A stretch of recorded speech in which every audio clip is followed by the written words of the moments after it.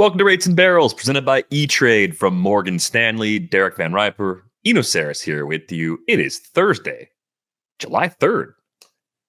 We have a special episode today because there's no Friday episode this week with the 4th of July here in the States. And as we will do hopefully every year that this podcast exists until the end of time, we will celebrate one of America's birthdays by talking about hot dogs. Thanks to our senior hot dog correspondent, Shah. He will join us a little bit later on in the show. We'll talk about the hot dog plans we have for ourselves. So if you're not getting to the ballpark and you're making them on your own grill, how are you coping? What are you doing? What's your plan? Because I think Eno is building his plan on the fly.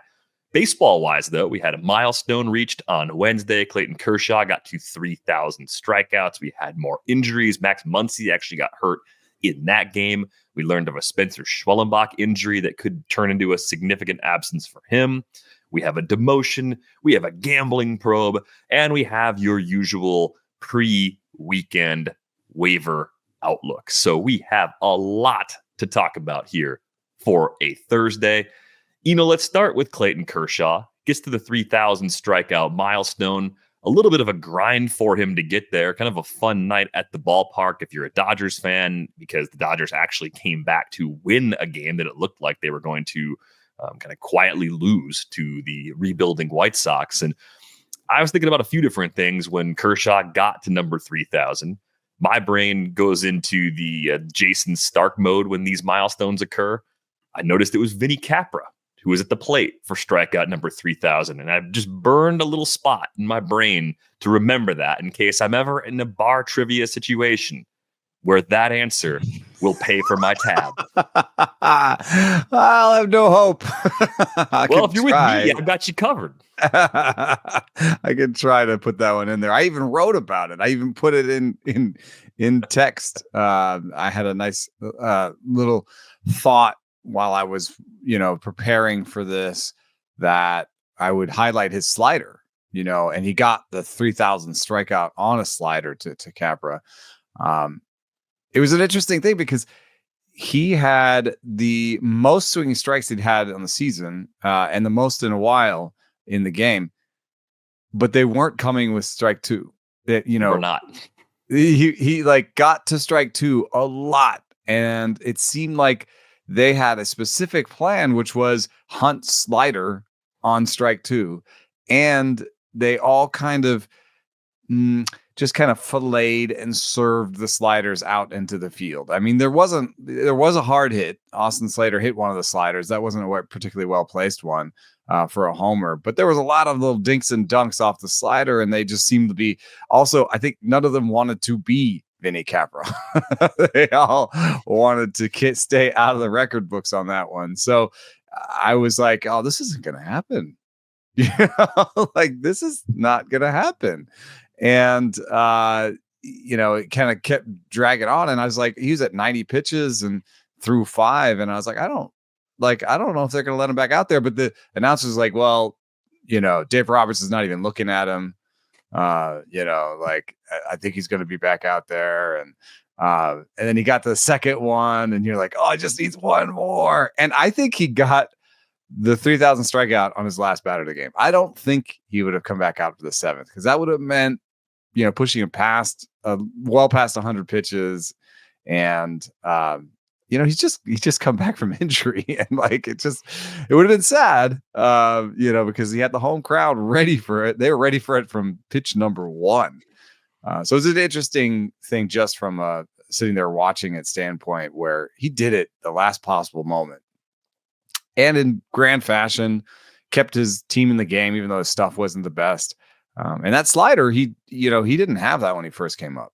He came up fastball, curveball, and they told him, get a better change. His whole life, he's been trying to get a better change. He's throwing a splitter now. It's still, he doesn't have a great changeup. He's never been able to do it.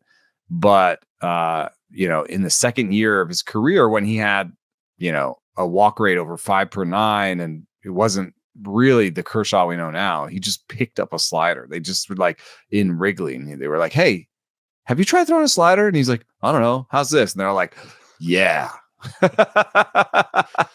Man, the mid 2000s and pitch development were just wild. Yeah. It sounds like it actually was about as casual as when we throw an idea out there for someone to add a pitch. Like there's reason behind it. It's usually something that fits the arsenal and would actually add something when we throw it out there. But the spitballing, hey man, try a slider. You ever throw them?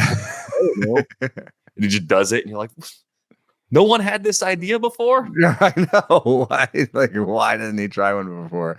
Maybe as a lefty, they figured he didn't need one, but he throws a particular kind of harder, more gyro-y slider that, it's like Kikuchi throws a similar one where it's just like that works against opposite hands. The question a lot of people are asking on Thursday is how many more pitchers are we going to see reach the 3,000 strikeout milestone, right? Because Kershaw's the 20th major league pitcher to do it. And he's the third currently active pitcher to do it. Both Verlander and Scherzer have reached that milestone. And when I looked at the active strikeouts leaderboard today, the idea that Scherzer and Verlander are just continuing their careers to be atop that leaderboard, like to best the other, that crossed my mind as a likely explanation for why both of those guys keep pushing themselves, even as their bodies begin to really tell them how old they are. What was the old Nike commercial? Anything you can do, I can do better. Well, and there was the tennis. Was it Nadal and Federer? I feel like they had a few iterations of those, or I'm mashing up some of my favorite commercials from the last 30 years. That's an interesting idea that they've driven each other to this moment. Who's like that right now? Who are the dynamic duos that kind of love-hate each other, that are pushing each other? I kind of feel like that's probably a unique story in the history of baseball.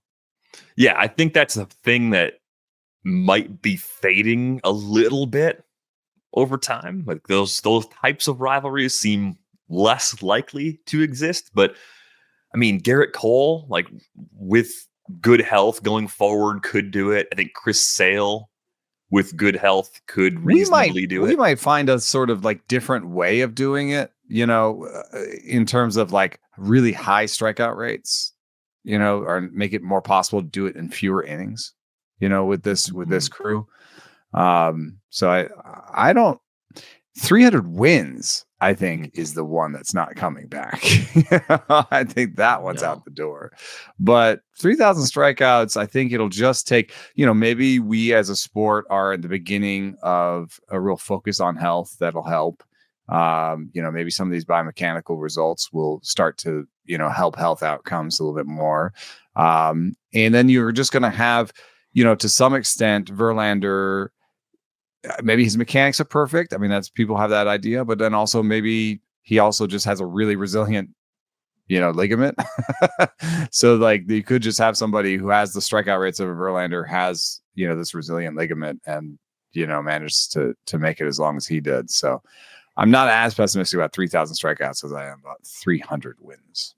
Yeah. But there's a pretty big gap once you get past the likes of Cole and Sale, where you look at a bunch of guys that are going to fall short. I mean, Yu Darvish started his career professionally in Japan, so he's not going to do 3,000 in the big leagues. So there's a couple guys like that are on the list that probably had that kind of talent if the timeline had worked. And then you get down to the younger pitchers. I mean, even a guy like Dylan Cease, I think he's 1,800 or more strikeouts away.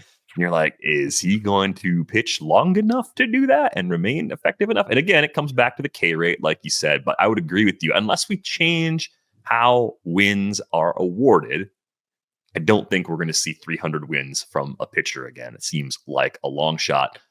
By the way, that caveat, let's change how wins are.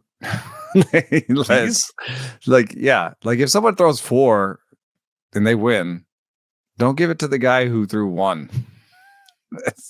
Seems like it's easy. I don't know. Maybe I'm not an official score, so it does seem like a thing we could change, and it would probably enhance the value of the stat. But hey, What do I know? I don't want to push too hard on those traditions because you never know what you'll break in the process. Max Muncy, as I mentioned earlier, did leave that game with a knee injury, at least at this time, kind of midday Thursday. We don't know the severity. He needed some help getting off the field and down into the tunnel. The injury happened on a stolen base attempt. The throw from Will Smith just kind of led to a collision where Michael Taylor, sliding in head first, just crashed into Muncy's leg. Taylor left the game too. They called it a trap contusion, but I think you're always worried about like a concussion and different things that can happen with a collision like that. So this could end up leaving a pretty significant void for the Dodgers if the Muncy injury ends up being a significant one. Yeah, there's some discussion going on, and I actually sort of agree with it generally without having the knowledge of a trainer. The specific knowledge of a trainer. I don't think they would have let him even walk off like that, like put any pressure on it if they thought he had ruptured a bunch of ligaments. Think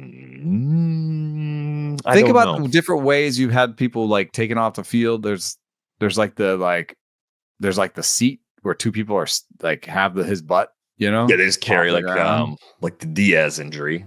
Yeah, the two people where they classic, they just kind of carried him off. Like, and I do know this, that like whether or not you can put any weight on it is actually a test. So the fact that he was able to put some weight on it, I think is maybe a positive. I'm just talking. You're trying. You're trying to have reason. Trying to give a little bit of hope. Yeah. I think the thing about Muncy's season too is he was having vision problems early in the year. Once he corrected those, he's hit 12 homers since the start of May. Like, he's been more like the good version of Max Muncy for the better part of 2 months now. So finding someone to replace that production at third base, I think, will be tricky. We've talked about several teams looking for upgrades at that spot as the trade deadline approaches, and it's going to take, I think, a larger supply than there is available for everyone to get the upgrades they want. So we'll see if we get some good news on Max Muncy. We'll see if Dr. Eno comes through with that call. But and I've seen some weird stuff with ACLs, man. Like, remember Giovanni Gallardo though? People have pitched through torn things, and yeah, Gallardo tore it and pitched another inning on it before coming out of the game. I mean, like, it's so hard to know. I mean, you can do those on-field tests and get an initial, like, is it definitely torn? Yes or no? But further testing likely happening for Max Muncy. Let's talk about Spencer Schwellenbach for a moment. This one was a bit of a surprise. He ended up going on the IL with a small fracture in his elbow, a small fracture, as he characterized it. And David O'Brien had a story about this on The Athletic. Schwellenbach believes it may have been the recent uptick in velocity. He actually touched 100 with his fastball for the first time on his 25th birthday. So, I mean, we don't know for sure, but it's just one possible explanation for what caused that to go wrong for Spencer Schwellenbach. Timetable on this one's a little bit tricky, but probably in redraft leagues, a guy you're thinking about dropping, even though it is being labeled as a small fracture. And it puts another strain on an Atlanta rotation that has been just reeling after losing Chris Sale a couple weeks ago. Well, remember I had been talking about how I think it's called an avulsion fracture, where the ligament pulls the bone off. And I believe that's what's happened here. But we did get a little tiny piece of good news. Is it didn't sound like they're doing surgery. So it didn't sound like it's actually pulled the bone off. It's a stress fracture. So it's created a sort of a fissure, like a weakness in the bone, a fracture within the bone. But it doesn't sound like they're needing surgery to push it back together. So it didn't pull it all the way off. That is meaningful because surgery itself adds weeks to the recovery time. And so what you're doing now is you're just waiting to see that stress fracture heal. Now there's a question of, do I go right back to doing the thing that was causing the stress fracture, right? Because, there was something that you were doing that was causing repeated sort of stress there. And so I don't know how that gets figured out and what that means for his future, because obviously he was putting stress on the elbow there. We do have some research that I've mentioned before that in season velo boosts are not great. It's called Should We Overthrow, is a piece in the Baseball Prospectus, if you want to look it up. And it highlighted sort of Strider's velo boost before he went down In this case, Schwellenbach was enjoying that before he went down. So I just took a look at who's up velo wise over the beginning of the season. I know it's rubbernecking or gross. Are you gonna make us all sad? Like, don't make everyone sad. But a long weekend coming up. Come on. It's analysis. It's just analysis. All right. Proceed. It's just analysis. Andrew Abbott, number 1. Don't cut. Okay. I don't even know. You didn't send me the list before this started, so I don't know who's on it. You didn't send the chart. It's not on YouTube. I'm going to say. I swear I didn't mess around with the numbers, man. I didn't monkey anything. Automatically, I will say this with no context. Andrew Abbott is the least likely of all the pitchers you're about to say to get hurt. No reason. Just no. That's how you feel. All right. I'm confident every name you say after Andrew Abbott will throw considerably harder, and we're gonna be like, oh, yep, okay. Yeah, we're worried. That is true. There is a question of like, is it how much is relative and how much is fixed, right? So he went from 91 to 92.9. So, relative to himself, 1.8 ticks up. Chad Patrick, 1.8. Walker Buehler. Sometimes you're like, is he just getting back to normal, or is it up? Walker Buehler 1.4. Ben Brown was up before he went down. That's like a poem. Andrew Palante was up 1.3. Zach Eflin, who is scuffling, is up 1.3. Zach Wheeler 1.2. Clay Holmes, that's a little weird because of just the situation of going from relieving to starting. We'll finish just with Shane Smith, Logan Allen, and Max Fried as the names that have all been up a tick. I don't know. The thing is, you look at that list and you're like, yes, somebody from that list will be injured. But does it have to do with this or just the... Might just be the hazard of pitching. That every list of pitchers has injured pitchers in it. Until there is more evidence, will just say it's just the hazard of pitching. It's not the velocity specifically ticking up in season, even though it might be a little bit of an indicator that something is loosening or fraying or getting to a point or where they're just pushing themselves. I mean, some of these people on this list have a real reason to push themselves. Chad Patrick is trying to establish himself as a major league starting pitcher. He's trying to avoid Nashville. Yeah, trying to avoid Nashville. And I've even I saw analysts after the start before last being like, that's the last start we'll see of Chad Patrick. And I was like, oof, to live like that must be so hard.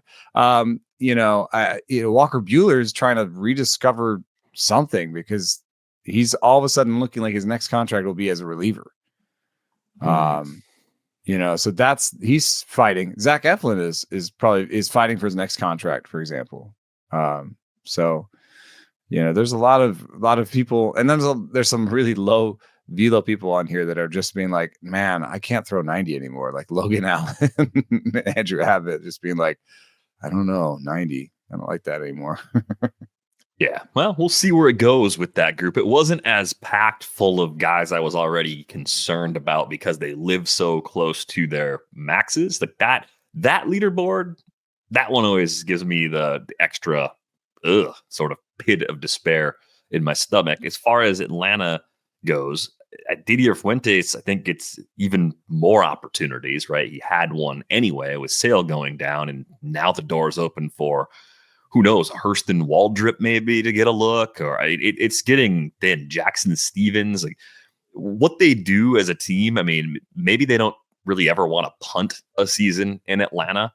So maybe Alex Anthopoulos goes out and just gets a couple of the get you there sort of veteran starters that are easier to acquire and kind of does the non-flashy deadline, hoping that for the final 2 months of the season, they're able to play at a level where they can grab the last wild card, whatever low percentage probability that is. Like maybe that's what they play for. But man, it's been rough to try and find yet another option you could be excited about getting the chance in Schwellenbach's absence. Yeah, I like Fuentes' last start. I know it was short, But the nice thing was he got those 6 strikeouts. He got the stuff on his fastball back over 100. He used, he used 4 pitches. He used a splitter a little bit more, which I liked. The velo was back over 96. Just a lot of things that looked nicer in that start. And so I'm struggling to rank him a little bit just because the stuff plus numbers look good. The projections are uniformly bad. Even Oopsie has him for a 4.48 ERA. So I think that's partially because his numbers in AA weren't that good. It's a tiny sample, so it's pulling back to 4.98 ERA in AA and a 7.27 ERA last year at single A, and because it doesn't have anything, like the projection systems don't have anything to put in. It's very little sampled. So I'm excited about him. I'll have him higher than his projections suggest I should, but I think it's a tough one to push too high in terms of what the Braves will do. I don't, they don't. When was the last time they sold? I feel, I don't know what they're going to do there, but I would see acquiring a rental, maybe like Merrill Kelly on the high end, but I think Merrill Kelly will actually probably be one of the more sought after names if he gets out there. On the much cheaper list, you have somebody like Cal Quantrill, Andrew Haney might make some sense. Not something that'll change anything, but also something that won't cost them much. I could see them doing that. Yeah, that's where I think they'll go if they're trying to hang around for 2025. Let's go to the story from the Rangers. Another corner infielder option to AAA. This time it's Josh Jung.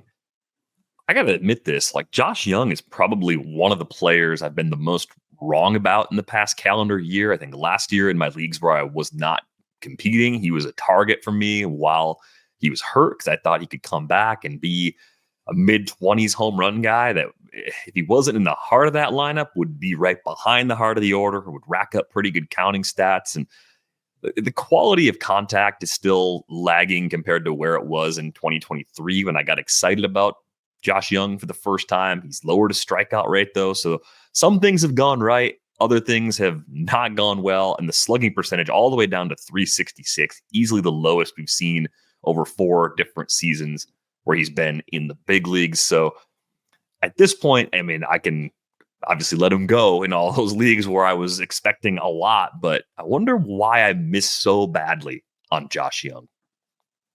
I don't think you could have known that he would lose this much bat speed. He's not showing up because he's not qualified in both years, but I just looked and he lost between last year and this year in bat speed. He went from 72 to 70.4. So that's from above average to below average. And he would rank with that among qualified hitters 11th in biggest drops in bat speed. And we've gone over this before because, Juan Soto is on this list and hasn't hurt him, apparently. But Lamont Wade Jr. was number 1. It certainly hurt him. Willie Adames is number 6. It's hurt him. I think it's even hurt Josh Naylor at number 5. Gavin Lux has, no power to speak of at all. He's at number 8. And so I think it's generally tough to lose a mile and a half of bat speed. If you are Juan Soto, apparently you can shrug it off, probably because there's a whole host of other things you do at elite level to get there. But I don't think that we could say that Josh Jung really does anything other than power elite, and he maybe wasn't elite there either. So if there was a warning sign, it was, hey, he's not great in terms of eye. He's not great in terms of making contact. And so there's a lot of pressure on that power. And his 72 mile an hour bat speed and 9.9% barrel rate and 108 max EV, those aren't elite. he wasn't big on my list, partially because of the plate skills, I think. Just being like, okay, if he did all those things and was Joe Adele or something, then I might have some shares. But I think there was to be fair to you, you thought maybe that last year he was just hurt because he was. Right. And it was wrist injuries most recently that were the problem. There was some neck stiffness that came up for Josh Jung late in spring training. You always wonder, is that actually the result of something else being physically wrong? That would certainly explain, I think, where some of the bat speed's gone this year. So the health grade was probably a D or an F going into the season, but I thought I was getting a very solid, maybe a top 10 sort of third baseman based on role and underlying skills, even with some of those limitations. I think I was getting a superstar. The best case scenario was the Austin Riley path. So maybe that is flirting with that superstar sort of level. Maybe my pie in the sky expectations led me astray and led me to just run right past a pretty unfortunate combination of injuries. I mean, he had a calf injury. He's had, I think, a labrum tear in his shoulder. I mean, it's been a lot of stuff over the years. Yeah, I'm not trying to down. I'm not trying to write the epitaph on his career. I think he'll get another chance. One thing that I do notice also is that when somebody cuts in a sort of small sample, cuts their strikeout rate down, but their swing strike rate goes up, I don't really trust that. So I think he'll always have some issues with strikeouts. I don't think his OBP will be very high in his career. But I do think that if he gets right, he also is letting the ball travel more this year. So maybe he gets down there, gets confident, starts to go get the ball, starts to really unlock that power again. And maybe we hear that he'd been dealing with something health-wise. If he can ISO closer to 200, then he's more of a viable major league starter. And for playing time in Josh Jung's place, Josh Smith's already playing a lot, not quite every day, but I would say you get a little bump on his playing time. Ezekiel Duran, probably the other guy that ends up playing in excess for the time that Josh Jung spends at AAA. One other big Smith story is just he's like a deep league guy at most. I mean, he's boring, but in terms of he's really interesting in terms of how teams are built and what type of player he is, because I don't think he'll stay much north of. I mean, I know he's 1.8 WAR this year. Josh Smith does, and 2.9 last year, but I don't think he'll ever have an all-star season. Unless things go really right for him. But he is going to play his entire. I think he's going to get all the way through arbitration, and I think he'll maybe even get a free agent deal. It might be one of those deals where he's kind of year to year traveling around a little bit, but his core skill set of being able to play okay defense all over the field, make contact, draw walks and have non-zero power and have some speed. It's 5 tool, but it's 5 mini tools. Even if everything's kind of average across the board, or you get 1 above average and everything else 4 average, it's still good. It's a good player, and I probably reminds me a little of Joey Wendell. Sure, yeah, I think that about him. Yeah, I think I probably underestimated Josh Smith a little bit. Liked him a little bit as a prospect. Kind of backed away when he got to Texas, and he's exceeded expectations both last year and this year with occasional stretches where he plays a lot as a result of injuries. The other big news story that we learned about on Thursday, Luis Ortiz on paid leave due to a gambling probe. So that's all we know so far. It's a story from Zach Meisel and Ken Rosenthal on The Athletic. We'll see where it goes. I didn't see the word gambling on a lot of the early. At first it was paid non-disciplinary administrative leave with no comment from the Guardians. That was the initial report, and people started speculating, which you really shouldn't do in a situation like that, because there's a few other things that could have been the cause. Anyway, we know it's a gambling related probe, and we also know that leave will go through the All-Star break, and then from there we might get further updates as to what the probe reveals, or we might get the classic add a week sort of thing for a while until the probe is complete. The good news, if there is any here, is that if you are looking for pitching, there is a new pitcher that might not be rostered in your leagues that is somewhat interesting in Joey Cantillo. Cantillo comes up to take Ortiz's spot in the rotation effective immediately. So I'm trying to find a positive in a story where there really isn't one at all. But Joey Cantillo is missing a lot of bats at AAA. I know the stuff numbers haven't jumped off the page during his time in the big leagues, but I kind of think this could work, at least in deeper leagues, as a home streamer and a guy that you use somewhat carefully. He violates a rule that I have, which is I want somebody to have a good breaking ball. However, I'm amending that rule because he's a lefty. And so, he has a good four seam and he's a good changeup, and he's always had a good changeup. So, the two of those together are probably enough. Now, the thing that I think is actually more impressive even than the strikeout rate right now in AAA is the walk rate. I mean, he's dealing with the challenge system, and he has an 8.7% walk rate in AAA right now. He's had a 10% in the majors so far. Those are far better than some of the numbers he put up in 2022 and 2023 in terms of walk rates in the minors. So hopefully he's figuring something out in terms of targeting, maybe simplifying things. But, if you like Chris Bubich, Joey Cantillo may not have the same command, but there are some similarities there. Hey, I like Chris Bubich. I'm here for Chris Bubich 2.0. That could work. Get some breaking news here from our producer, Brian Smith. The Dodgers are calling up Esteury Ruiz, according to John Heyman. This is as a result, or at least somewhat related to the Max Muncy knee injury that we talked about a little earlier. Ruiz has been at AAA for the Dodgers this year, 66 games, 8 homers.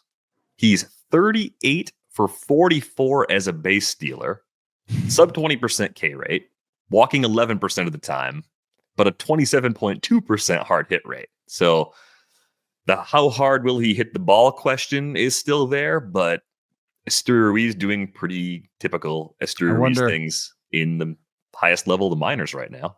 I wonder if minor league hard hit rate has bunts taken out. This is something we have to bring up, the Esteury Ruiz bunt discourse again. Do you remember this?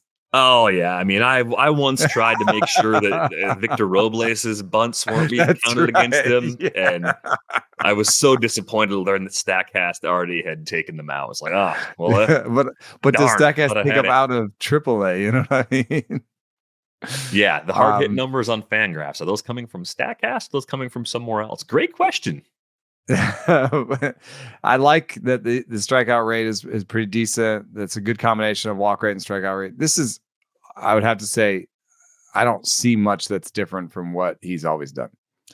And I think sometimes we give credit to good organizations for like, oh, he tweaked something. This is a different Esteury Ruiz. I think they were just like, hey, really fast guy with options. We could use that. You know what I mean? Yeah. I mean, he's hitting the ball on the ground more, so it's not like they got him to lift it more. But hey, maybe that's actually the better version of Esteury Ruiz, to say you're actually not going to hit 20 home runs at the big leagues. So, lift and pull the pitches you should lift and pull, but don't try and lift and pull pitches that you shouldn't try and lift and pull. Like maybe that was the direction, right? I think we always have the gonna hit the ball in the air more as the best possible adjustment. In this instance, that might not be it. And the playing time could still be sparse. So we'll see who they move around. Are they going to play a lot of Kike Hernandez at third base? It's quite a puzzle. Why would Ruiz be the corresponding move? That means that somebody on the outfield. Hyun Kim. You can move Edman. Yeah. So you're going to play Ruiz you're going to play Pages in center. Mm-hmm. And you're going to play Ruiz some against lefties.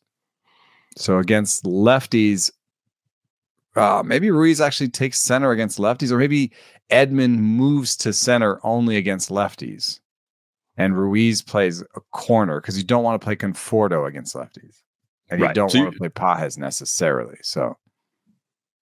So you're thinking maybe a small side platoon role, which is reasonable given that they've been stashing Ruiz at AAA all year. So diving into the weekend waiver preview, comparing him to, say, Colby Thomas, who really doesn't have anything left to prove at AAA, is a couple years younger than Esteury Ruiz.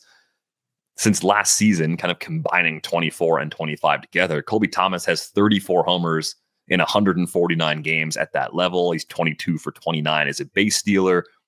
A's called him up earlier this week. He's made consecutive starts in left field, and the corresponding moves or recent roster moves that kind of give you the playing time snapshot are that JJ Bleday got optioned to AAA and Seth Brown got released. So there appears to be a window depending on what they want to do once Miguel Andujar is done with his rehab assignment. I think they're also looking at the standings, and I think they're moving a little bit from we're competing this year to let's see what we have for next year. To some extent, that's why you would put Denzel Clark in center over JJ Bleday. You want to see if he's your everyday center fielder next year. And I think that Miguel Andujar maybe doesn't even provide that much of a threat to Colby Thomas's time, because Miguel Andujar is not somebody that you're counting on for next year. So I think he'll get a little bit of run here when they just try to see, what their team looks like for next year. If Colby Thomas can step in, I love that when you go to Colby Thomas's page, there's a quote. The last piece of news is Athletics manager Mark Kotsay said that Thomas will be used primarily as a pinch hitter against left-handed relievers. He goes out and does nothing to suggest he should get more playing time, and he's suddenly playing every day. Anyway, managers lie. All the time. The thing that's annoying about Thomas is that he has a bunch of swing and miss, and he's been swinging and missing even more. The thing that is interesting about him, especially with Denzel Clark out there, is that he is a much better defender than Andujar. So they may just want to give him more rope in terms of, give him more time to let that power come out and let that power and speed come out and see if he can manage the strikeouts a little bit.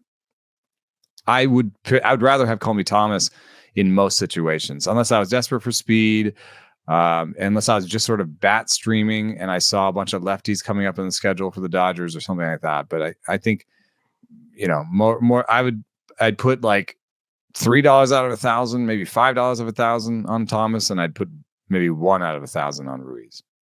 All right. Where does Dalen Lyle fit into that conversation? So we're looking at other somewhat widely available outfielders. Yeah. 22 years old, does not have the strikeout rate problem. And generally, I don't think, there are, with strikeouts, I'm biased against them. But I also think that in the long term, like if you give a guy with a bad strikeout rate enough time, they can improve. You can see, and if they're young enough, James Wood improved his strikeout rate, Joe Adele improved his strikeout rate. They can be special players still. But when you look at strikeout rate in the minor leagues, there's research that bears this out that it does not always a negative, but the sort of boom or bust is bigger, right? Like the boom or bust percentage is bigger. With lower strikeout rates, the medium outcome is bigger. So what I like about Lyle is lower strikeout rate, more likely to help you in a redraft, more likely to be a non-zero going forward. So I could see putting a little more money on him in a redraft situation. In a keeper league situation, out of all the three, I think I want Thomas, because there's power and speed there beyond what Darren Lyle is going to give you. Yeah, I think Dalen Lyle's fine as a contingency bit. He's playing a lot. They've given him like almost an everyday sort of role. But once Dylan Cruz comes back, I think you could see that playing time fall to the point where it's really only going to work in an NL only league. So interesting skills there, but more of a deep league, long-term sort of stash. Thomas, I could see doing enough and playing enough to break through in some of the wider range formats like 10 and 12 team leagues eventually. Like, I don't know if I see that for Ruiz or for Lyle at this stage. All three are single digit bids at most in redrafts. Just like somebody you'd like for the next week, maybe. I do think that Thomas could give you a whole 0 for the week. So it's what he's done so far, It's tough. The other breaking news item, there's even more from Oh, this is a good one. Yeah. James Wood will be in the home run derby, joining, I think, so far we know Cal Raleigh and Ronald Acuna Jr. are the other two players that we know are going to be in there. So nice field so far. That is a fun one. I don't think I'll be able to watch it this year. I'll have to watch highlights. I'll be in Germany. Yeah, that time change might not be working in your favor. Yes. I'm not going to stay up to the middle of the night to watch the home run derbies. As much as I like it, I'd like it, but I'm not doing that. You need to get the German broadcast version, the German call of the Derby for us. Get a little clip from that. Because I'm just curious. I just want to know, is it better? Oh, I'll definitely turn on the morning news the night after. I don't think that's going to make the news. Yeah, it would be fun if it did. I don't know. It's only it's a 7-hour time difference from me, so I guess that makes it a 9-hour time difference for you. Yeah, Brian Smith says it's already nighttime in Germany. Yeah. I don't think you're watching the Derby while you're there unless you're having some major problems with sleep while you're there, which I hope is not the case. Hope you're getting some good rest as you travel here during the break. Let's bring on our favorite end of the week guest. He's usually our only end of the week guest, but he's still our favorite, even if we had multiples. He's our senior hot dog correspondent and the founder of Otto New. It's Niv Shah. VP of Hot Dog Affairs. Oh man, it's moving on and up. I love it. Do you know that the algorithms have started to serve me a lot of extra hot dog content? I got an email. They're getting me from every possible place too. I got an email from Yelp featuring the best hot dogs in the Madison area. Thought that was kind of funny. All right. I got served a reel on Instagram of some random girl making Gatorade hot dogs. Don't know what that's all about. Sounds horrible. Like boiling it in the Gatorade? What are we doing? The Gatorade first. I don't know if for she the electrolytes. I think she just cooked them for the what? electrolytes. Or for the sugar? I don't know. Yeah, I mean that's what electrolytes are, right? I mean, they turned a very odd teal sort of color. So there was that, and then I saw on Blue Sky. Some person I don't follow showed up in the Discover tab or whatever they call it on that dumb app. And they had a study about eating too many foods with nitrates or something. I got that one this week. They said it was for people who average at least one hot dog a day, I think was the cutoff. And I was like, boy, that's an a interesting cutoff. That's a lot of hot dogs, though. I don't even think you, our senior hot dog correspondent, is. I hope you're not averaging a hot dog a day. No, I am not. I am not eating 7 hot dogs a week. 7 a week seems like a lot, and I don't want to get into the what would lead people to do that, but I just thought it was odd that study randomly came out and was like, hey, look. I understand that I shouldn't eat one a day. I got it. You don't have to tell me that. I get it at this point. So, hey, in honor of the 4th of July, it seemed like a great time to check in and see what you've been eating recently. And I feel like after last week, the slider dog in Cleveland left many of us, not just the people working on the show, but I think for the listeners and viewers, it left us all wanting something more. I will say a lot of people are sort of, I feel like I'm looked at a little bit differently now from people who have seen that I have eaten this. And I'm not sure there was respect that is now lost, I think. Oh, good. Nice. But you told him it's for science, right? We got to recover, guys. We got to recover. We need to get this man a We Are Science shirt stat. The first one off the press is going to be T-shirt response.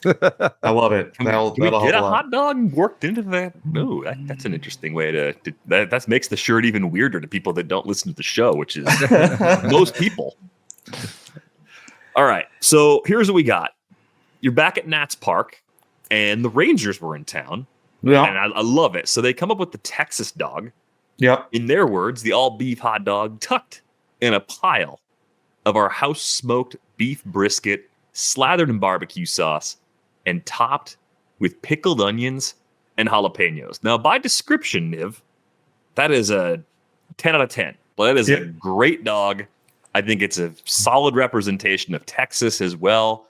Yeah. Visually it looks pretty good. They hit the pickled onions really hard. This is what I'm talking about. Pretty hard. What about the ratio of pickled onions on this thing? I mean, look, the presentation, I think the construction of the dog, not consistent from hot dog to hot dog at the stand, Depends on how busy they are, I imagine, right? You're throwing them together fast if there's a long line.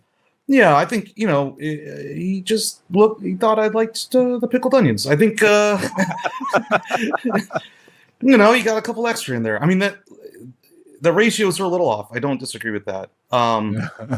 But this was, I mean, it's 4th of July tomorrow. This was an Americana hot dog, guys. It was awesome.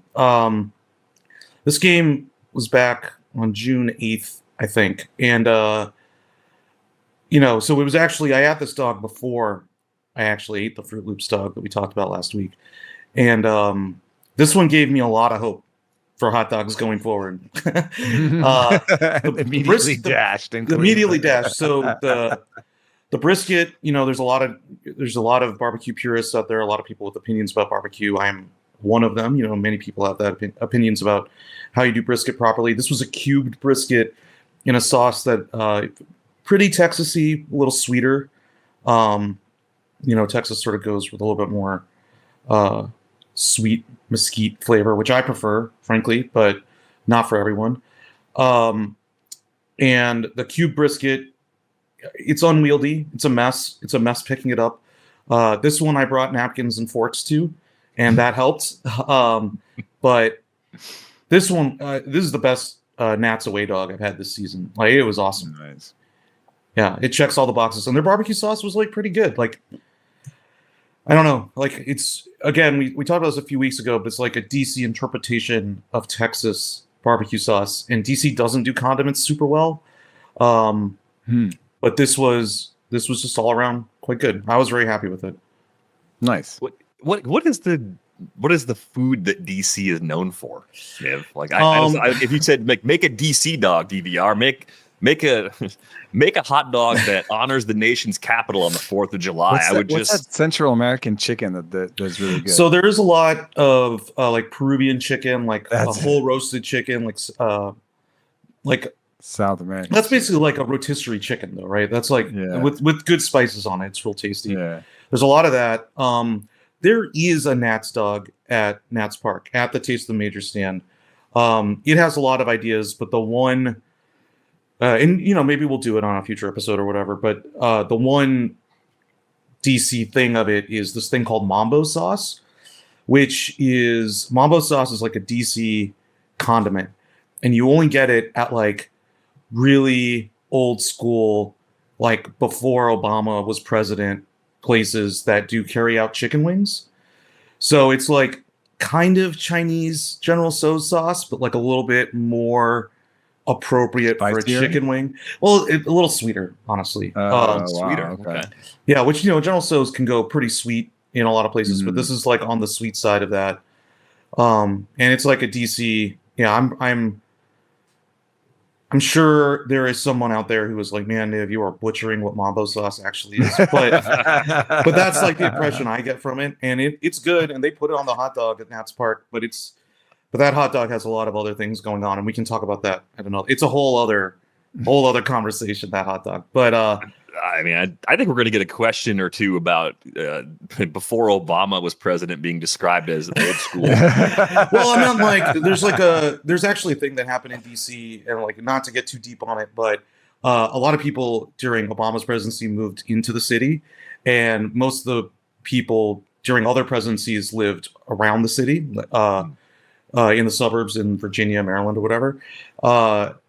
So there was a core constituency in DC that has slowly been pushed out because things have gotten very expensive here. But there are still some holdout takeaway chicken wing places that are 30 years old or whatever that stand by their Mambo sauce or whatever. And then you'll see Mambo sauce at all kinds of random DC institutions. It's something to check Ryan out. points out that McDonald's did a Mambo sauce in 2023.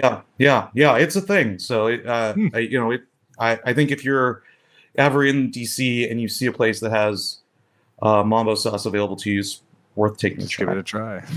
Yeah, I'm gonna keep an eye out for that. If it's ever, I don't know how I'd find it here in Wisconsin, but if it ever happens, I don't think it's road trip.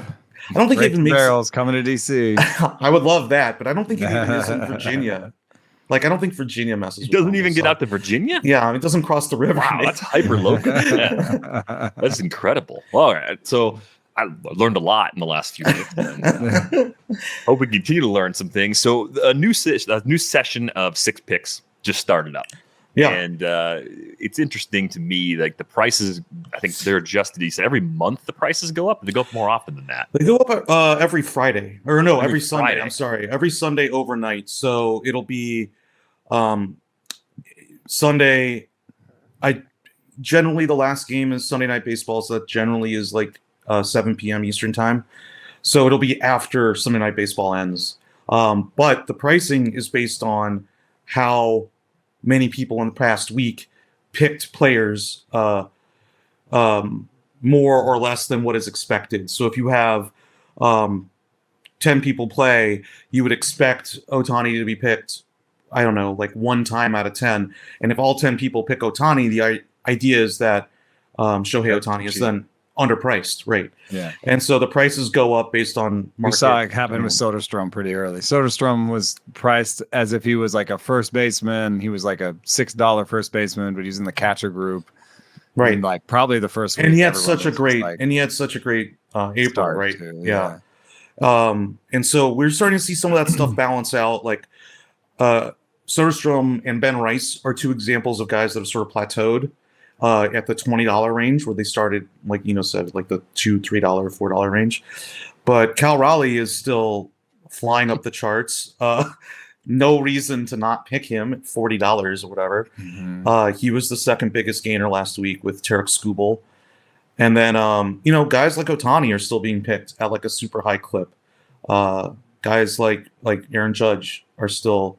It's very hard because that is 2/3 of your budget, but people are still saying, "I need those points." Right. There's also there's in the 50-cent bin, especially I think in outfield. Right. There's just usually a matchup where you're like, oh, that's a decent matchup, Yeah. So I was wondering about that from you. Like, do you look at the outfield? Do you look at like certain positions and are just like, I'm gonna get 50 cents here. I'm gonna find something that just it's a way of zagging a little bit. Like you're gonna pick someone that no one else picks, but like, what position is doing that for you this season? I just I have an order that I go. Okay, what's your order? Starting pitcher. Always starting pitcher first. Yeah, that's where I start too. Because I want to know, because there sometimes are cheap starting pitchers, and I try to get a cheap one, but sometimes you have to get a more expensive one because the slate's not good or whatever it is. I just want to find my matchup. And then I go middle infield, corner infield, catcher, relief pitcher, and I'm trying to be cheap at catcher and relief pitcher mostly. Yeah. And what I'm trying to do is leave some money for outfield. But if I get expensive along the way, then I know there's lots of outfielders. So I just feel like leaving outfield for last means that no matter what money I have, I can find an outfielder. I can find an outfielder I like. You can't just say always go cheap on outfield because there are studs in the outfield. Yeah, they're good outfielders. Like, I'm not going to take Aaron Judge ever. It's like sometimes you want to. So I'm trying to leave some money for it, but if I know that if it comes down to 50 cents, I'll do it. And then if I have money left over, then I'll reinvestigate my other choices and see, do I want to take a more expensive CI or MI now that I have money left over? The one thing that I've started doing, and it's partially because of Discord, a lot of chatter about this, is the second position I'm looking at is relief pitcher now, just to make sure there isn't a follower. If there's a follower, that is like the secret sauce in 6 picks because they're still scored like a relief pitcher. You don't get half the points, but you're getting 3 or 4 innings.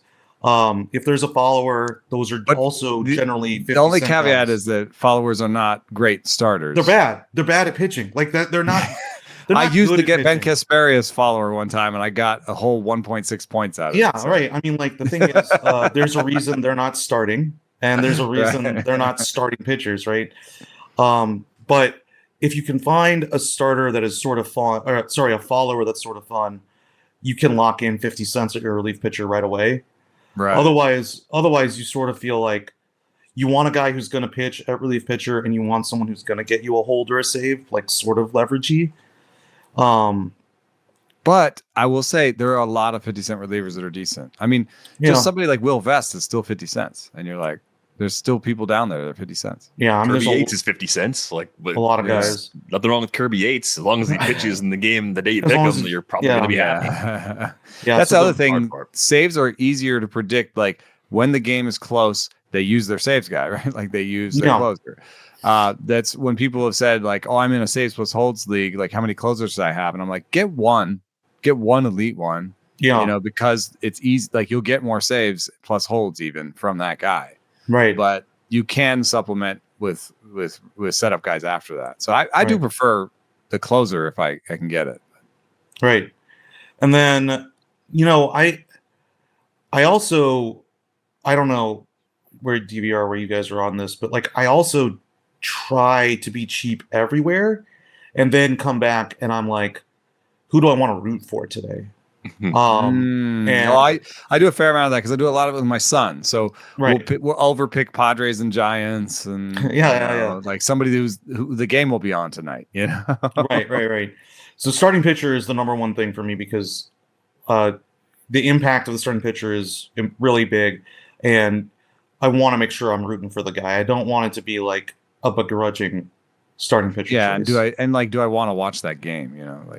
Right. That might be a good matchup over there, but I don't really want to watch that game. I don't really want to watch that. So you guys you were not part of the crowd that used Dustin May on the Thursday slate.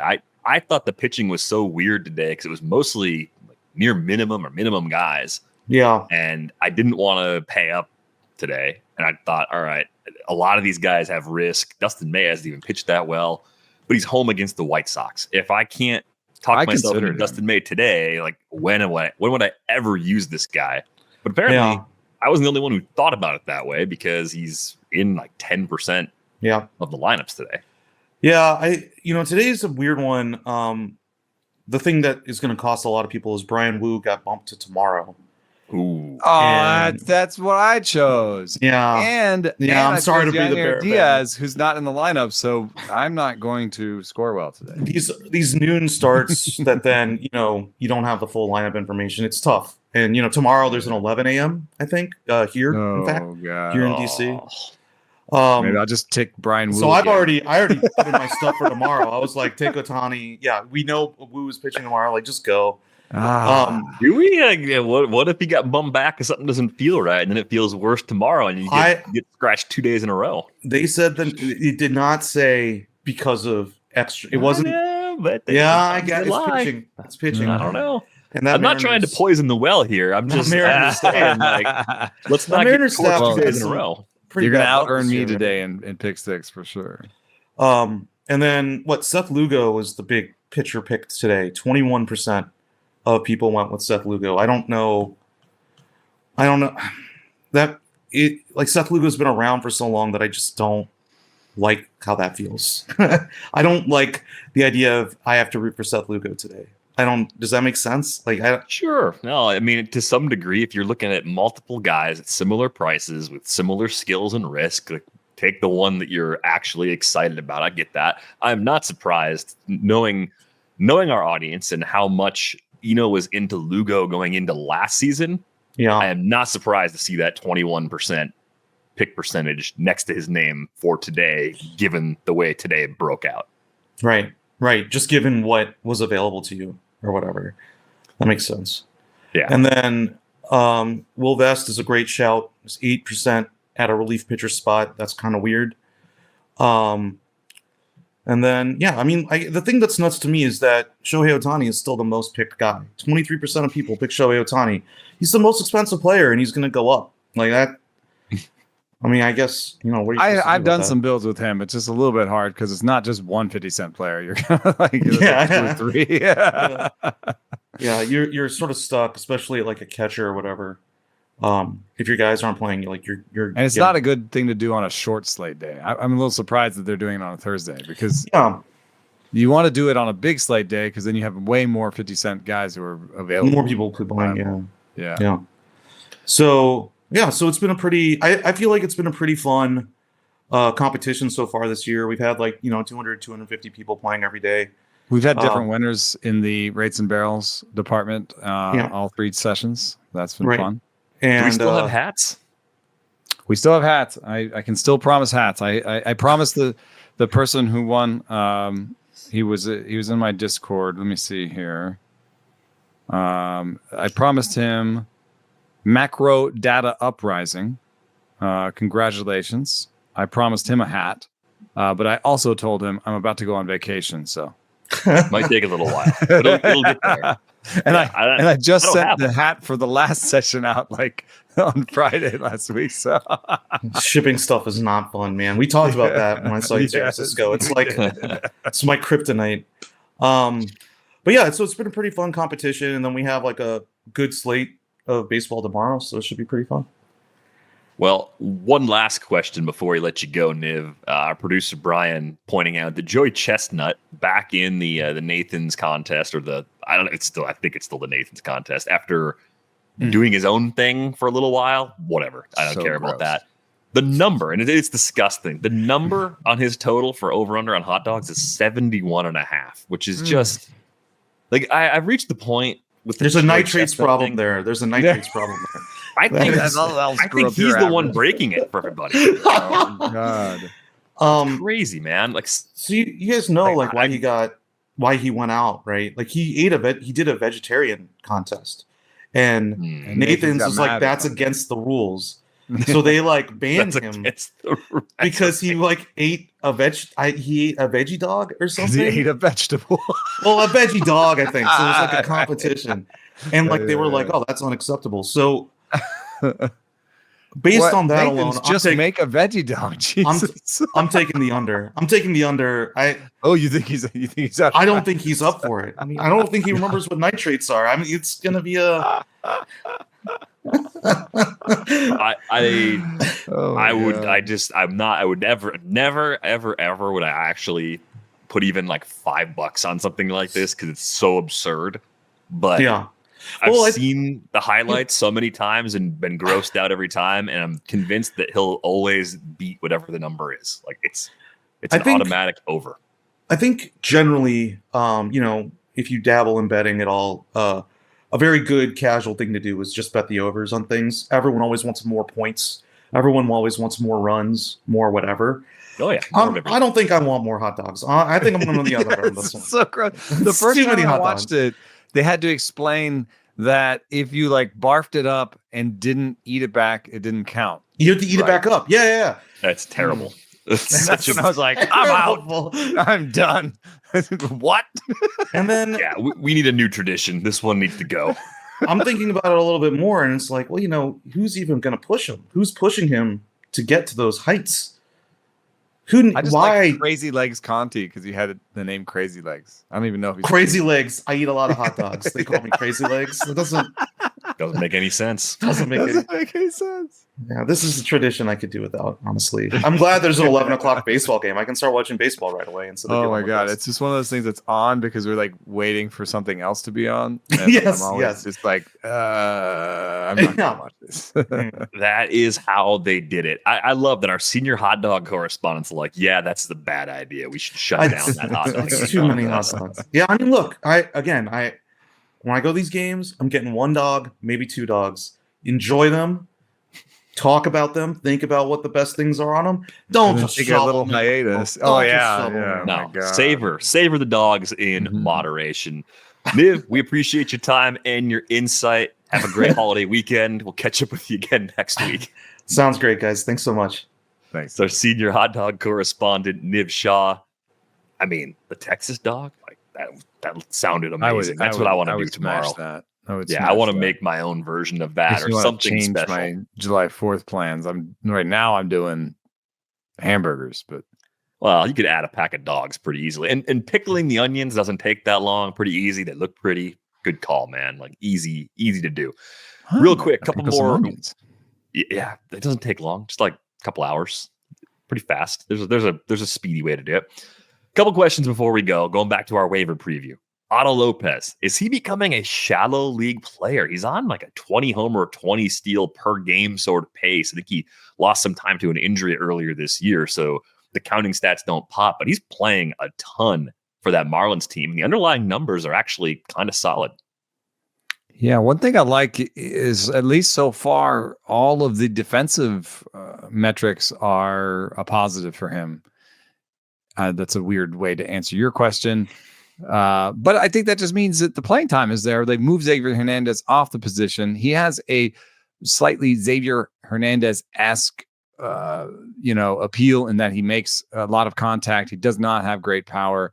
I don't believe in the first 20, but I believe in the second 20, and I believe in the playing time. And sometimes if you just get the full playing time, you can nudge that homer total close enough to 50 to say round it up. But I think true talent, he's somewhere like a 260, 12, 25 guy, which has its appeal for a lot of people who are either struggling at second base, which has been a terrible position this year, or in a deep league, or just need that categorical goodness, or replacing somebody that's been hurt.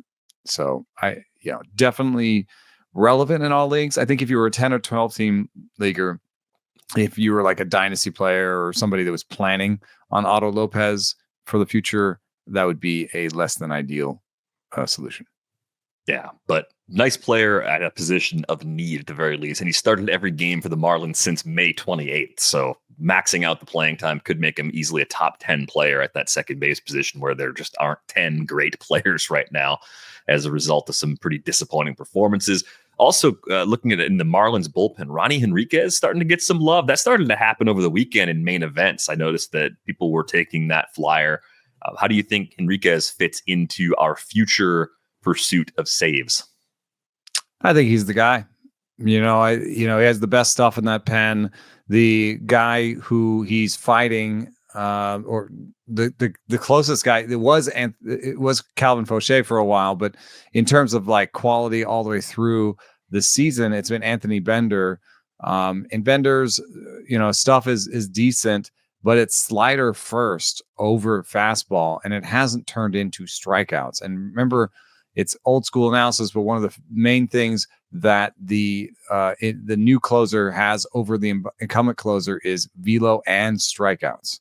So Henriquez's 33% strikeout rate doubles, more than doubles Anthony Bender's like 17% strikeout rate. So I'm taking Ronnie Henriquez. I think he's a pretty good bet for the rest of the season. Is he a good bet for next year?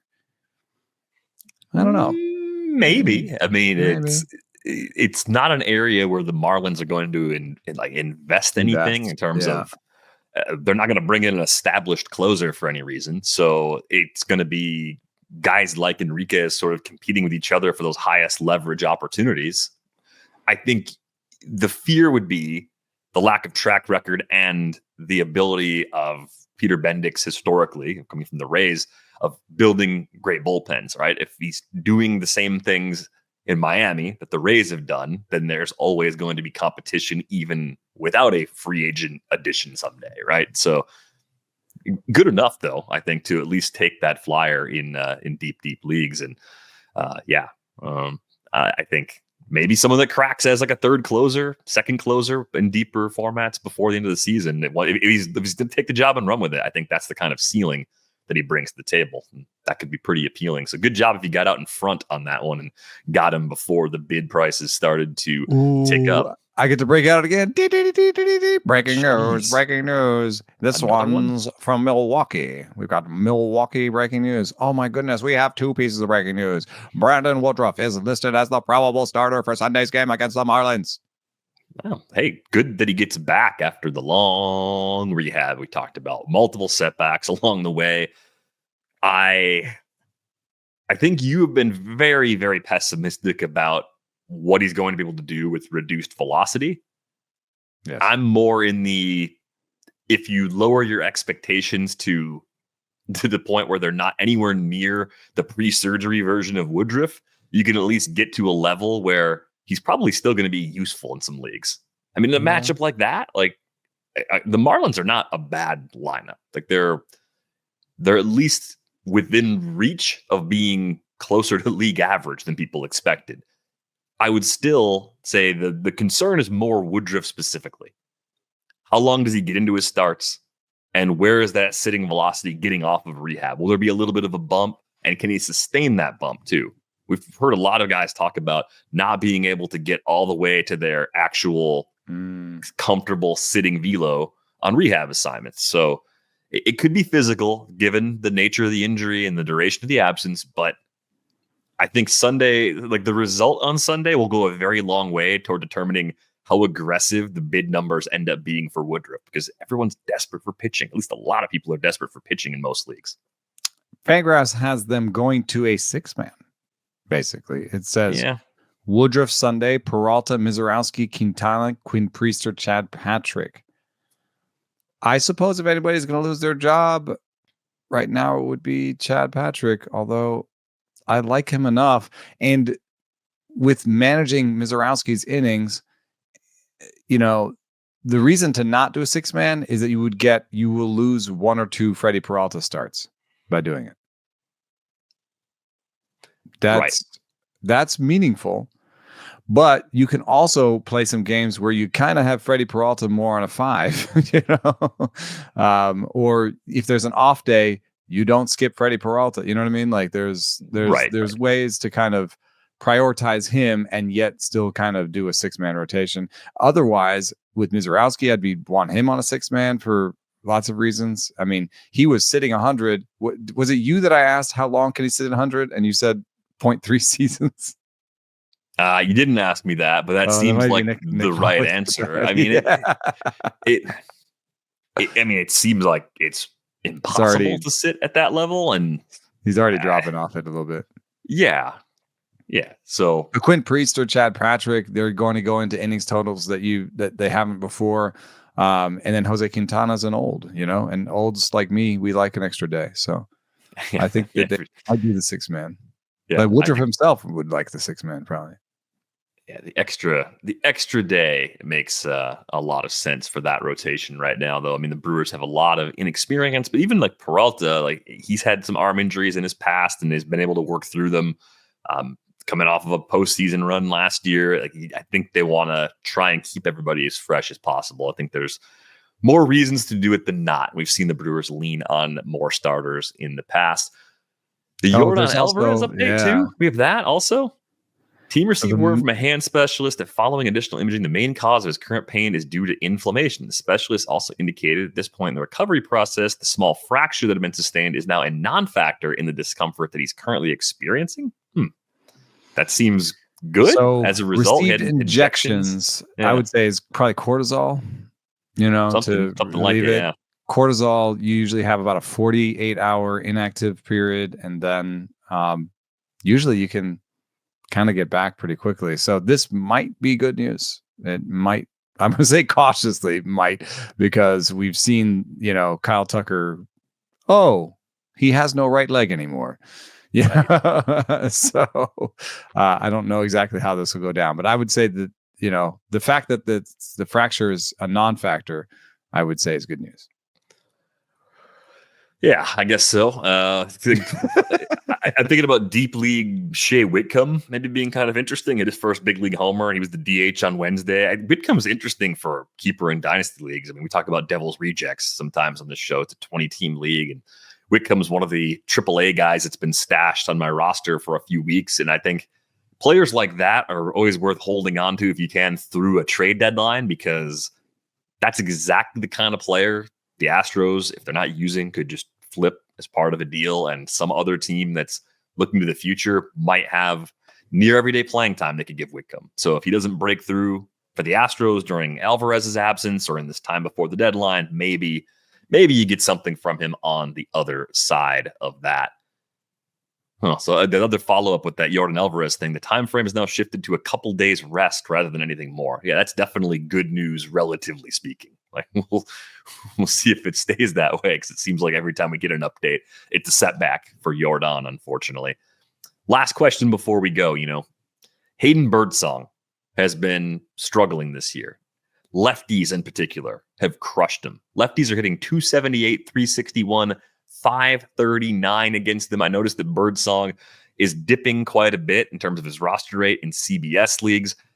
Do you look at Birdsong in leagues where he's becoming available as someone you should shrewdly be picking up where available, or do you see his struggles kind of lingering on through the second half and possibly leaving him vulnerable to getting replaced in the rotation for some stretch? Yeah, I'm going to answer in a graph form. I think this is his game by game location plus. And the boldest one is his slider. The reason that's bold is because that's the one that he's had the best command over. You can see that, yes, it dips below 100, but it never goes negative. I've never seen negative before. It never goes negative like the changeup, which as a kick change, I could believe that might be an erratic pitch for him to command. And so when you look at Birdsong's usage of the kick change, stuff plus always high, location plus all over the place, usage really game to game. I think he shows up to the game and is like, is it there for me today or is it not? So that's a little bit problematic. So you say the changeup, sometimes there. The slider, always there in terms of location, but guess what? Stuff plus hates it. And batters are hitting 480 off it, slugging 480 off it, I think. So it's not a good pitch. It's just the only one he can command. And then you look at the fastball and it's all over the place. It had a 2 and a 42 location plus in recent games. And all these things have gotten worse since he's gone into the rotation. So to recap, we have a fastball, not great by stuff plus, terrible by location plus. We have a slider, not great by location plus, by stuff plus, okay by location plus. And then a changeup that's all over the place. Now the curve is good, but he's kind of gone away from it a little bit. So I just don't see the way forward that's like, oh, he'll do this. I think he's going to be tantalizing for the rest of our lives. Yeah. I mean, the whiff rates on the curveball and the changeup were good last year, and they're good this year, and they give you hope. And the thing I was worried about was them not being able to fix his fastball. And, well, that's been at least part of the problem so far. But, man, the park will always bring us back in. So long as he is a giant, you will tell yourself a story. Yeah, throw him out there at home. It'll be fine. It's frustrating because I thought we would see at least a small step forward from Birdsong this year. Edward Cabrera redux. It is him. It is because it's the same thing where, yes, okay, I can tell you can use him at home. Maybe Edward Cabrera was usable at home, even in the bad years. He actually had okay because the walks just don't turn into runs as much, and so you just had a highish whip, but good strikeout rate and lowish ERA.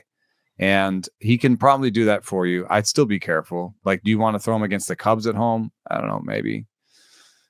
So, in terms of the probables grid and where he's headed, I also think, this is a team, the Giants, that are struggling and they could make a change. Landon Roop struggled a little bit, but he made it through 4 and gave up like 2 runs and the team won the game. You know what I mean?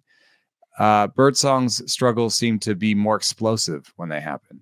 I mean, I was watching a Birdsong start where it looked like he just lost control of the fastball just from 1 minute to the next. And the Diamondbacks reacted immediately and just stopped swinging. And he loaded the bases and gave up a grand slam. You know what I mean? It's just like it happened so quickly that I think that Birdsong is the person that would be replaced in this if Carson Whisenhunt comes up. So right now you've got Birdsong at Sacramento on Sunday. That's a no for me, dog. And then you've got him home against the Dodgers on Saturday. Also a no for me. So that's part of what I think is prompting people to say, all right, maybe he's back on my roster later, but I'm not going to hold him through a stretch where I can't use him because those are unlikely environments for him to figure it out. That doesn't line up well at all. So that'll happen if that's the tier that you fall into as a pitcher. And by the way, you might be right about Edward Cabrera. Like, it's looking pretty good for you. Happening. 341 ERA, 128 whip, 14 starts, more than a strikeout per inning. And now it's time for the Marlins to trade him, right? Maybe he's the guy that actually gets more interest than Sandy, given how well Edward Cabrera has pitched so far this year. But we'll see. Halfway there. So you got to be feeling pretty good about that. we need to go. We got to get the grills cleaned up for the 4th of July weekend. We'll reveal any hot dog revelations from the weekend once we get to our Monday episode. Thanks to our producer, Brian Smith, for keeping us in the loop throughout this show and for putting this episode together. Thankfully, no more breaking news, so we actually can say goodbye. You can find us on Blue Sky, enosaris.bsky.social. I am dvr.bsky.social. Enjoy the holiday weekend if you are celebrating in the States. We're back with you on Monday. Thanks for listening.